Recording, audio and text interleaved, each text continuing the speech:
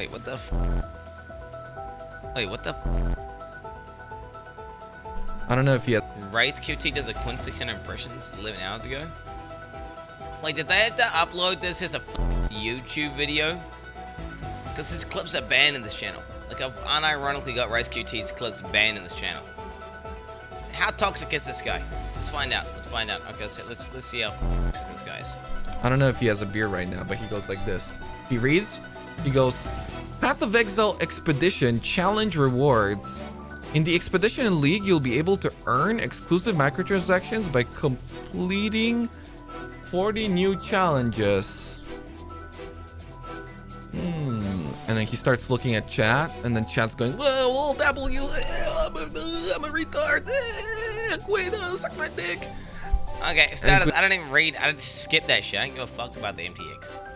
Okay, that's true about chat though. Chat is kind of retarded, right? Like, yeah, that is kind of true. Quinn keeps going, And then finally he sees like one comment that's like, this is very good. And Quinn's like, yes, I think this is very good. Oh, shut the fuck up. Oh, shut your goddamn rat mouth. Chat disagrees with everything I say. You think I agree with chat? You think no. I just have my based ass, woke ass takes, okay? With every league release, we review and rebalance many aspects of Path of Exile to update and reinvigorate old mechanics while trimming some power from strategies that stand too far above the rest. So, okay, they nerf shit. Yeah, okay.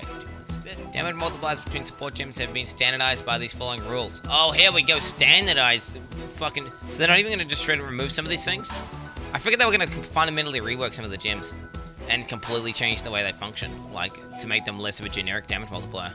I thought we were gonna see full-on changes to like you know, instead of melee physical damage, just increasing melee physical damage. It's like it's a curse with a kiss, you know. There's like a trade-off. I was thinking we're gonna see bigger trade-offs. an example. Melee Fizz now grants supported skills 10% less attack speed. I mean, it's still good for bleed, so that's good. Like, I mean, yeah, they can still business up for bleed. It doesn't affect your bleed damage, I guess. Some builds such as Earthquake Bleed. Oh, there you go. I'm barely affected by this downside. So far, this sounds really good. I like this. Everyone should do way less damage, like 100%. This sounds really good.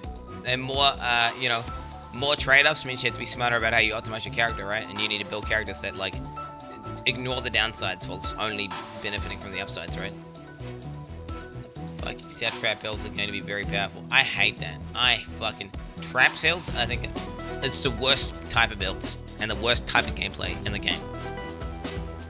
Like, literally, I hate traps. I hate traps. I think traps are like the most dog shit gameplay. Like, oh, look, I'm doing shit on the ground. Oh, look, the boss spawned. Boss is dead. At the same time, we realize slams have been overperforming relative to other melee builds for a while. It's cringe as fuck. I fucking hate it. But on top of that, I fundamentally think strike skills need like a rework. Like, they need to make strike skills better and feel better. Because they feel clunk as fuck right now. As a result, we've changed Seismic Crate to no longer provide more damage to exerted attacks. Okay. I mean, to be honest, I don't even like it anyway, dude. I mean, snapshotting is... I mean, I like snapshotting. I mean, don't get me wrong. I was a snapshot Andy doing mega snapshot bleeds. But it was dumb as fuck. Like, literally using a slam... It's like, why would you use a slam, right? Why would you use not a slam whenever you could use a slam, and then a slam is basically, like, supported by an extra 1.5 links of support gems, right? And which made slams by default, like, just way better, and the only way you can kind of justify doing the other skills is doing really, really high IPS scaling. Certain unique flasks completely outclass some of the other class, blah, blah, blah, blah, blah, blah, blah, most you, blah, blah, blah, blah. Flasks are shit. Flasks are shit. And, like, they needed to be redesigned, yes. The most notable change that hasn't been announced yet is the Diamond Flask. Oh shit! Are they gonna give base crit? Give base crit, dude. Make the Diamond Flask give base crit. Don't give us increased crit or some other bullshit. Give us fucking base crit. While Diamond Flask is up, you have plus 2% base crit. That's what I want. Because flasks no longer provide that much power. Change to increase 100% increase critical strike chance. Yikes, dude. I mean, who cares? A good crit build doesn't use Diamond Flask anyway, bro. Because Diamond Flask loses value the higher crit you get to the point where it's actually not even worth using. Diamond Flask! We didn't want the Soul Flask to be the best critical strike chance Flask. So we, so enemies on the ground no longer have the additional base crit chance. What the fuck? Unique flasks have all been reviewed and have... Oh no. And many have been rebalanced and reworked in those general... in general. I hate it. Do you guys remember how much I talked about how I hated how strong flasks were? Like, if you had your flasks up, you're like an invulnerable god, and when you flask it down, you guys are like a piece of shit. Like, I'm so glad that... Like, dude, if all flasks up increased your power by like 20%, I'd be like happy with that. Because that means, like, fuck flasks. I fucking hate flasks. Flasks suck dick, bro. Flasks open up some interesting new interactions. What? They better have nerfed fucking the hunty flask. Do you know what the worst flask in the game is, chat? Do you wanna know what the worst fucking flask in the game is? Fucking... You wanna hear it? Lions fucking Roar, bro. Lions fucking Roar.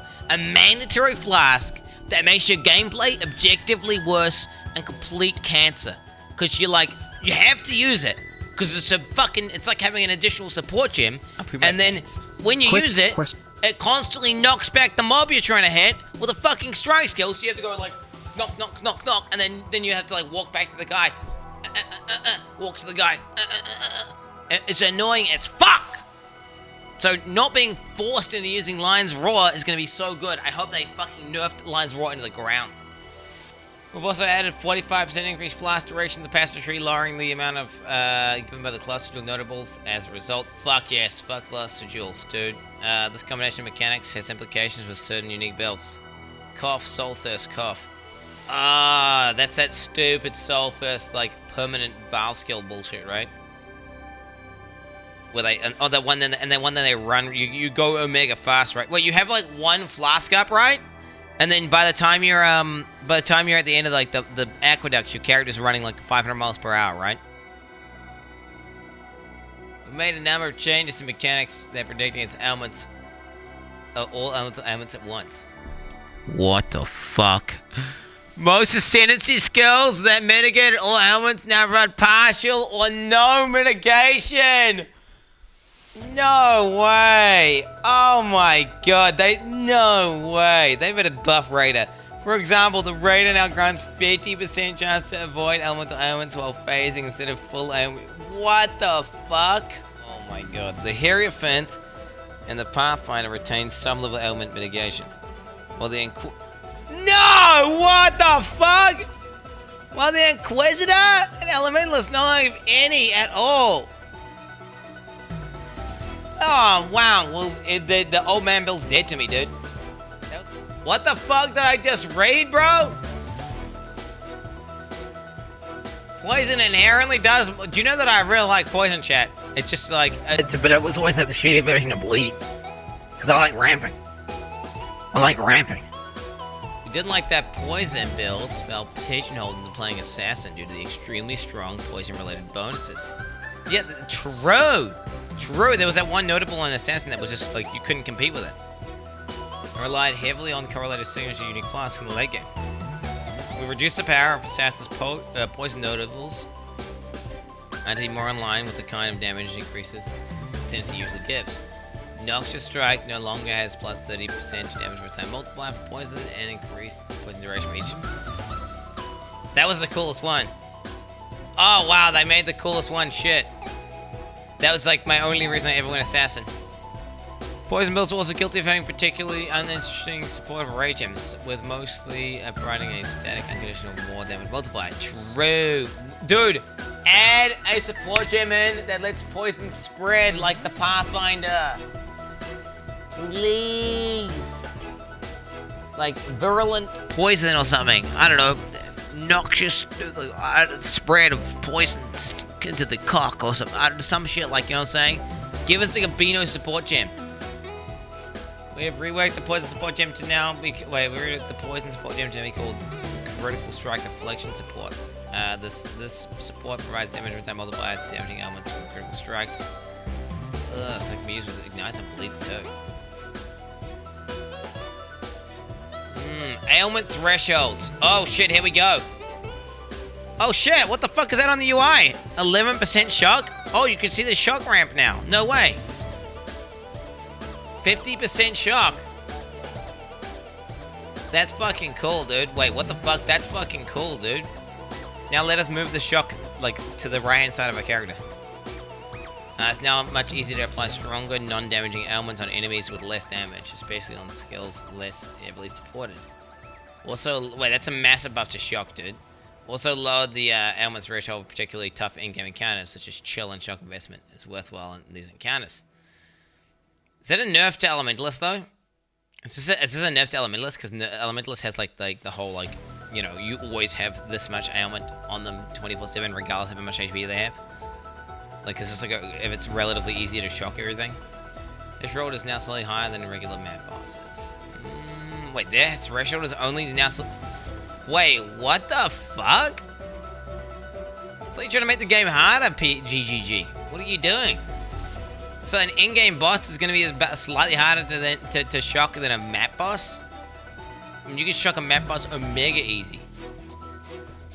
Smoke cloud size has been increased and now has a cooldown of 5 seconds rather than 2.5 and has a recovery rate and has no cooldown recovery as it levels. Oh, yes! Fuck Smoke Mine! Oh my god, that thing is deleted, bro. It's like they've done, like, you can use it half as often. And then on top of that, it's even more than that because then you no longer get CDR when you used to get CDR. So it's like, holy shit. Dash's cooldown time is now 2.5 seconds from 2 and has this cooldown recovery rate. Dash, I don't know, I don't get it. I don't get it. Dash wasn't even good. Like, unless you hardcore invested into it. How come they're not fucking with, like, Leap Slam and Whirling Blades? Get that. Okay, Flame Dash cooldown time is now 3.5 seconds from 3, and now has a increased cooldown recovery from 0 to 19, from 0 to 47. Its cast time is now 0.8 seconds from 0.7 seconds. But still retains its cast time bypass if not used in rapid succession. Fortify effect. Fortify is intended to be a natural benefit of play. Oh, you cannot type that without a cap on your face. GGG. Fucking every spellcock and their mom is Fortify.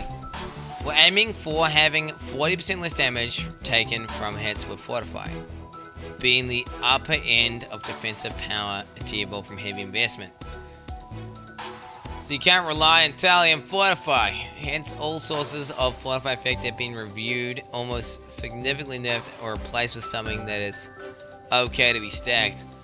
Oh shit, Champion is getting gutted, and fucking Darky and Alcazar and all those fucking fortified stacking Andes are getting fucking shit on, bro. I haven't finished reading it. I'm just assuming they're nerfing that, right? And we still made... Wait, okay. We reviewed how the Valve Castle and Alcin Craft's Betrayal surface work, and we've made some changes to make crafting less deterministic and the outcomes. Yeah, okay, there you go. Alcin's crafting bench now adds a Veil modifier.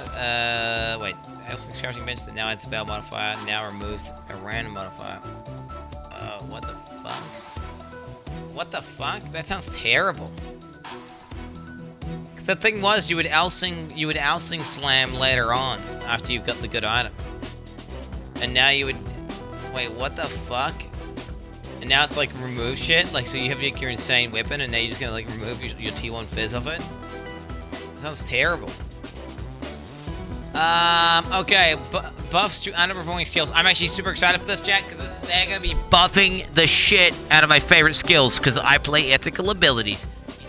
What's going on here? It looks like it's ending, and they haven't said any melee strike skills. What's going on here? Rolling magmas, growth for level is increased. Now there's 20% more damage. Where's all my strike skills? Where's all my strike skills? There are plenty of other smaller changes to be found in the patch notes, which most of which is self-explanatory. The rest of the Balance Manifesto, as you can imagine, there are many significant changes. I understand. Why was like, what the fuck, dude? Literally type strike skills PoE. Like, what the fuck, dude? What the fuck? Where the fuck are my Glacial Hammer buffs? Where the fuck are my Heavy Strike buffs? Right? Where the fuck am I, you know... What else do I want to get buffed? Is that it? Wait, is that it? Is that it, dude? Yo, there's hardly any. Doesn't matter. I don't care. Glacial Hammer is like one of my favorite abilities in the game. Because he is God.